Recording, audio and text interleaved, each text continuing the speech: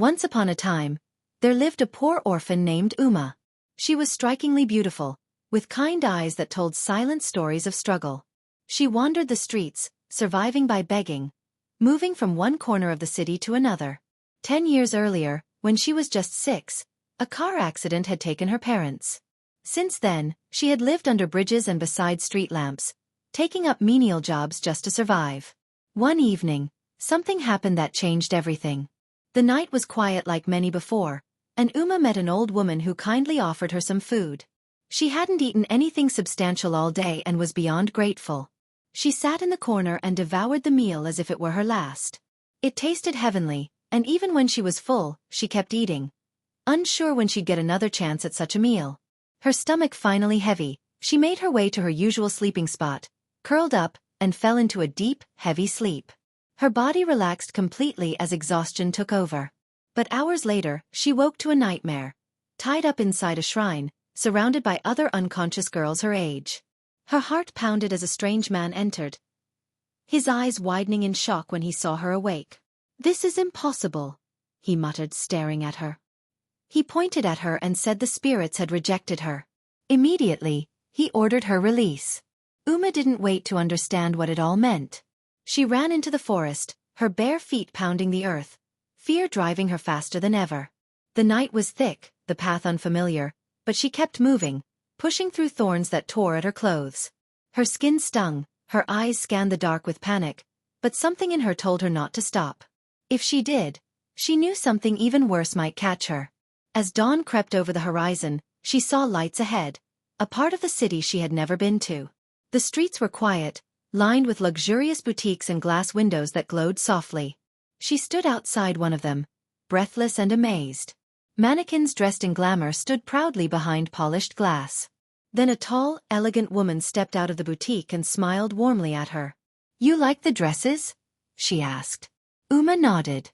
The woman extended her hand and invited her inside. Uma followed, cautious but drawn in by the warmth. She was led into the changing area, and the woman handed her a stunning dress. "Go take a shower and put this on," she said gently. Uma stepped into the washroom, letting the warm water cleanse her dirt and fear. For the first time in years, she felt human again. Afterward, she slipped into the golden dress. It fit perfectly. She looked into the mirror and barely recognized herself. Her eyes sparkled. "You're just perfect," the woman said, clapping her hands once above her head. Uma looked at her, confused, unsure what the gesture meant. Before she could ask, a large man stepped out from a back door and pressed a needle into her neck. Darkness swallowed her instantly. She awoke hours later, unable to move. Her limbs were stiff, her body frozen. She realized she was standing behind the boutique's display window, dressed in the same golden gown, posed like a mannequin. She was still alive, but her body refused to respond. Only her eyes moved. It was then she understood. She wasn't the only one. The other mannequins weren't plastic. They were just like her. Girls who had once walked freely, now trapped in silence behind glass. Each one wore a stunning outfit, a perfect smile, and eyes full of pain. They couldn't speak, couldn't turn, couldn't cry. Only when night came, when the last light went off and the boutique fell silent, did the curse loosen just enough for a whisper to slip out. Uma heard a voice beside her. Soft. Tired. New girl. She couldn't turn to look, but she listened. "Don't fight the curse. It only gets tighter when you struggle." And in that moment, Uma knew the nightmare was far from over. "We were once like you," came another whisper, this time from her right. The voice was soft, heavy with memory. "All of us, girls who ran away, girls with nowhere to go, hoping for a better life." Then came another voice, quieter but clear. "Nick was born on the streets. Her mother was mad, her father unknown. She slept beside trash bins, bathed in rainwater, and danced at traffic lights for coins. Every day she hoped someone would notice her, care enough to help. One day, a woman did. She looked kind and offered bread, malt, and a warm place to sleep, just for the night. For the first time Nick felt hope. That night, they dressed her in silk and told her to pose in front of a mirror. The next thing she remembered was waking up behind the boutique glass. Nick's voice turned bitter. "They said I had the perfect body for display. But all I ever wanted was to be seen as a person, not an ornament. Beside Nick stood Aoife. Her voice was low, trembling. My father sold me for a bottle of gin. Uma felt her chest tighten. I was the brightest girl in my village, Aoife continued. I dreamed of becoming a teacher. But after my mother died, my father changed. He drank, hit, shouted. One night, a woman came to our village. She told my father she'd take his burden away. She gave him a small bag of money and a crate of gin. I begged him. I cried. But he wouldn't even look at me. She paused, the light catching the tears frozen in her eyes. They told me I'd work as a maid in the city. But I was never allowed outside again. I was 13. My body grew, but I never did. From the far end, a third voice finally broke the silence. This one was smooth, steady, but cold, like someone who had cried long ago and never again. My name is Victoria. Her posture was regal, elegant. Her presence felt different. I wasn't poor. My parents owned a pharmacy. I had comfort, school, love, dreams. Then I met him. She spoke slowly, like reciting a wound she had memorized. He was older, someone I met online. He told me I was mature for my age. He called me queen, sent money, promised marriage. One weekend, I sneaked out to meet him. I never returned. A long pause followed. He brought me here. To Madame Kadu. I was the first mannequin. The original showstopper. They used me to lure others. If I could be caught, anyone could. Uma felt the weight of their stories pressing against her soul. These girls, now silent decorations behind glass, had once lived, laughed, cried. Now their bodies were still, beautiful, lifeless. But inside, their hearts still beat, their thoughts still raced. Why me? Uma finally asked, her voice barely escaping her lips, the words tight with disbelief. Victoria looked at her without turning. Because you're beautiful, she answered. The more beautiful you are, the more people stop and stare. That's what Madame Kadu wants. Uma's mind reeled. Everything around her shimmered with luxury, but it was nothing more than a prison lined with pain. She had escaped the horrors of the street only to fall into something far worse, a cage wrapped in golden silence. She asked them how they could escape, and Victoria answered with a heavy silence before saying the words Uma feared most. There was no escape. Once you were bonded with the spirit inside the coffin, there was no turning back. Uma's heart dropped. No escape, she whispered, a wave of despair closing in around her. Her chest tightened as she stood, still and silent, watching the sun rise. The boutique doors opened. Wealthy women walked in, laughing, talking, picking dresses from racks lined with beauty and lies. Uma hadn't eaten in days, hadn't slept in what felt like forever. Her body was exhausted, but it wasn't hers anymore. She stood motionless, smiling, while strangers tapped the glass and admired her dress. Inside, she was screaming, a scream no one could hear. It was like dying in plain sight while the world cheered for your silence. Day after day, she endured the torture.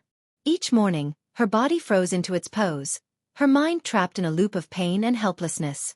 Each night, the other girls whispered their stories, quiet voices of broken dreams.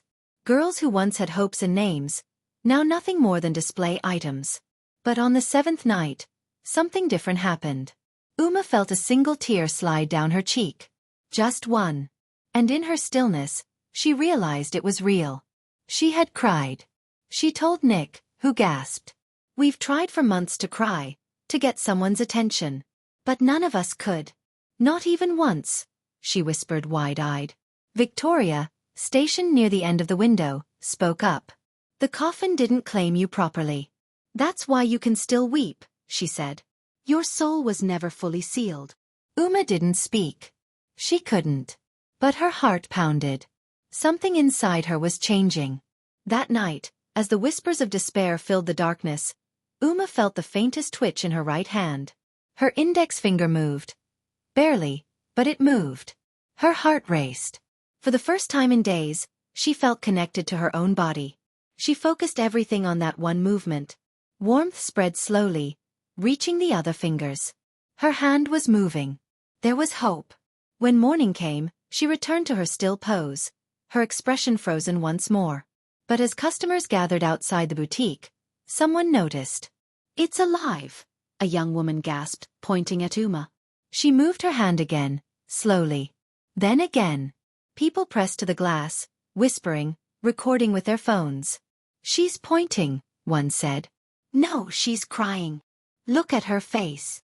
Fresh tears ran down Uma's cheeks, cutting through the painted makeup on her mannequin-like face. Her fingers trembled, flexing visibly. Excitement surged through the crowd.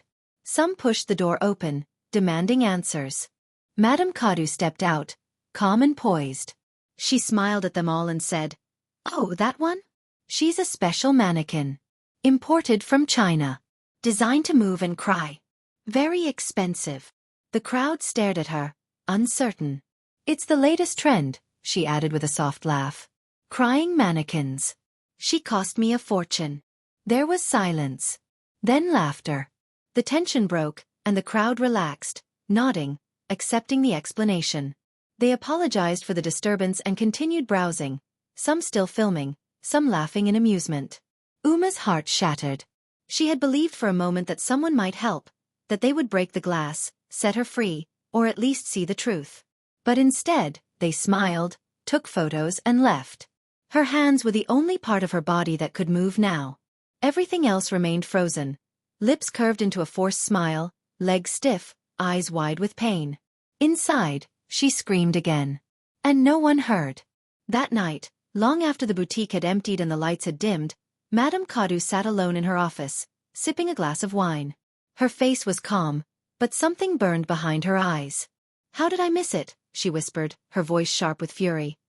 She asked herself again how she could have missed the signs, her voice sharp with fury as she called for her bodyguard, the same man who had injected Uma with the needle days ago. He entered the room silently, his broad frame looming near the doorway. Madame Kadu didn't waste time. "Take her off the show glass," she ordered coldly. "Move her to the back room.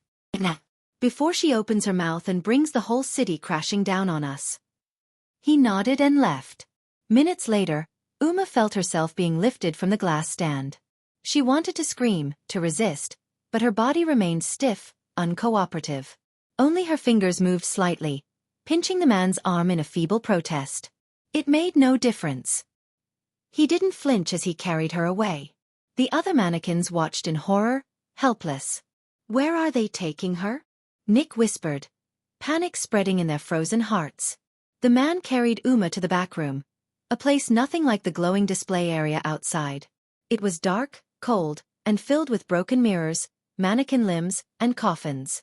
Some were shut. Others bore faint scratch marks on the inside, marks of those who once fought but never made it out. Uma lay on a hard metal table, unable to move, her mind racing as she tried to make sense of what was happening. Moments later, Madame Kadu entered, calm but seething. "You useless girl," she snapped, walking toward her. "You want to ruin me? You want to bring trouble to my door?" Uma stared at her, her heart pounding. "I had plans for you," Kadu continued. "You were going to be the centerpiece. But you had to ruin everything." She turned away, snapping her fingers. "Get rid of her," she told the bodyguard. He stepped forward, a syringe in hand, while Kadu walked toward the door. Uma's thoughts began to blur as she realized the end had come. After everything, the suffering, the loneliness, the hunger, it was all coming to this. Yet in those final moments, she found peace in one thought. Maybe she would finally see her parents again. Maybe, after all this pain, she would no longer be alone. Just then, a loud cry pierced the room. It was Madame Kadu, screaming. She turned just in time to see her bodyguard plunge the needle not into Uma, but into Kadu's neck. Her scream was cut short as her body went limp and collapsed to the floor. Uma lay there, stunned, confused. She watched as the man rushed to her side and held a small cup of liquid to her lips. "Drink," he whispered urgently. She did. Within seconds, a warm rush flooded her body. Her limbs tingled. She could move. She sat up slowly, still dazed. It felt surreal, like waking from a long, endless nightmare. The man looked at her, eyes filled with guilt. "I'm sorry," he said quietly. Uma stared at him, unsure what he meant. "It's all my fault," he said again. "Your parents. I killed them." Her mouth fell open in shock. The man, his name was Chimi, began to explain. He told her about the accident. How on the day her parents died, he had been just a young boy. Uma had been asleep in the back seat when it happened. Her father had swerved suddenly to avoid hitting a boy who had run into the road chasing a ball. The car lost control, hit a tree, and burst into flames. Her parents died instantly. Uma survived, unconscious on the floor. That boy had been Chimi. He had rushed to the wreck, sat by her side, crying, screaming, helpless. He never forgot the moment. Never forgot the look in her mother's eyes before the crash. He carried that memory for years. And when Uma arrived at the boutique, something shifted. He had noticed the mark behind her ear. A small, unique birthmark. The same one he remembered from that night. It shattered him. The guilt he had buried for so long came back with full force. Chimi admitted that instead of using the paralysis serum Madame Kadu demanded, he gave Uma something temporary. He had watched Kadu for years, obeyed her commands out of fear. At first, he was threatened, warned that if he disobeyed, his family would suffer. Over time, fear turned to numbness. Numbness became silent submission. But when he saw Uma, when he recognized the mark, something in him broke. He couldn't let her become another lifeless figure behind glass. Not her. Not the girl whose life had already been shattered because of him. And so, he chose to act. Umar's ears rang and his heart shattered as Chimi confessed. It was because of him that she had become homeless, because he had helped the very woman who destroyed the lives of girls like her. The realization crushed him. He had unknowingly aided in turning Umar into a mannequin by helping Madame Kadau. Chimi had killed the people who could have helped save her, who might have offered her a better life. Overwhelmed with guilt, he decided he had to make it right, even if it cost him his life. To protect her, he injected her with a numbing agent before the final ritual. The goal was to make her appear paralyzed so the spirit could fully take over her body. But something went wrong. The wrong dose had been given, and the spirits couldn't take full control. That's why Umar could still cry. That's why she could still feel everything. That's why on the seventh night, her fingers moved ever so slightly. She stood there trembling, still trying to process what Chimi had revealed. Her breathing was shaky, and life slowly returned to her limbs. As the stiffness faded, Chimi leaned in and whispered, "We don't have much time." He told her to go get help. Umar didn't hesitate. She ran barefoot into the night, her golden dress torn, her face streaked with tears. She burst into the nearest police station. The officers stared in shock. She looked like someone who had crawled back from death. But there was urgency in her voice as she clung to the edge of the counter. "Please," she pleaded, her voice breaking. "They're alive, the mannequins in the boutique. They're girls. Please, you have to save them." The officers exchanged unsure glances. One of them spoke gently. "Young lady, calm down. What boutique are you talking about?" "Madame Kadau's boutique," she said quickly. "I was one of them. She turns girls into mannequins. She traps them. Please, I'm not mad. Just come with me." Whether it was her desperate eyes or the conviction in her tone, one of the senior officers stood up and gave the order. "Get the team." They followed her back to the boutique. Madame Kadau was still lying unconscious in the back room. The mannequins stood frozen in the front display, still bound by the curse. But as soon as Madame Kadau was revived, she was forced to undo the ritual. Slowly, the trapped girls began to regain movement, their eyes blinking, limbs twitching, returning to life. The officers pushed deeper into the boutique's hidden chambers. What they discovered was horrifying. Old shoes, broken phones, torn bags, and faded photos of girls who had been missing for years. Diaries filled with names. Coffins tucked inside strange wooden cabinets. Evidence of dark rituals. Some girls had vanished 5 or more years ago. The truth was worse than anyone imagined. Chimi, already on his knees, confessed everything. Madame Kadau, in a twisted attempt to defend herself, said, "You don't understand. I made them beautiful. Before me they were nothing. Homeless, dirty, forgotten." But before she could say more, a female officer, furious and disgusted, slapped her hard. No justification could erase what she had done. The story exploded across the country. The mannequins were alive, dominated headlines. Umar was interviewed by multiple human rights groups. The boutique was shut down permanently. Madame Cadou was sentenced to life imprisonment without the possibility of parole. Though Chimi was arrested, his confession helped rescue over 32 other girls who were found in similar conditions across the state. Because of his cooperation, he was granted clemency. Umar was given a new beginning. She was offered a home, a full scholarship, and ongoing therapy. But most importantly, she was given a second chance at life. This story serves as a reminder that even in the darkest places, light can still find a way in. Hope, no matter how faint, is a form of resistance. Umar's tears, though quiet, cracked through the silence and exposed a truth that had been hidden for years. It also reminds us that human beings are not objects. Every person, no matter how broken, poor, or invisible, has value. The girls displayed behind glass were not lifeless forms. They were dreamers, daughters, and survivors. Their only mistake was trusting a smile that masked something sinister. It teaches us to look deeper. That evil can hide behind luxury. That not everything beautiful is good. And that true strength often lies in the quietest voices. I hope this version captures the depth and emotion you intended. Let me know if you'd like to make any adjustments.